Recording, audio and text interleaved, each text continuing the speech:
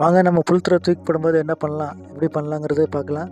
So ஒரே ஒரு நாட்டு போடுறோம். அந்த எந்த மாதிரி போடணுங்கிறது ஸ்லோ வீடியோவில் சொல்லியிருக்கேன்.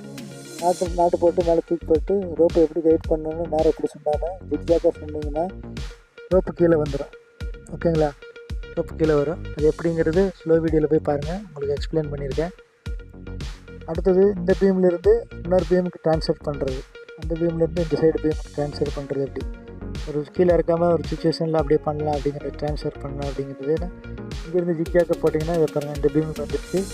இந்த பீமில் வந்து நல்லா கரெக்டாக இறங்குற மாதிரி நம்ம இது ட்விஸ்ட் பண்ணி பார்க்கணும், முடியல. இப்போ திருப்பி ஜிக்ஜாக்கை ஒரு ரோப்பு பெருசாக வச்சு ஜிக்ஜாக்கை போடும்போது இந்த பீமில் வந்துருச்சு. அடுத்தது பாருங்கள், தூக்கி போடும்போது ரோப் சுற்றிக்கிச்சுன்னா 1 ரவுண்ட் 2 ரவுண்டு மேலே சுற்றிடுச்சுன்னா அது எப்படி எடுக்கலாம் அப்படிங்கிற நாட்டை வச்சு ஒரு ஷார்ட் லோட் கொடுத்தீங்கன்னா இடிச்சிங்கன்னா வெளியே வந்துடும். ஸோ ஸ்லோ வீடியோ பாருங்கள். Thank you guys.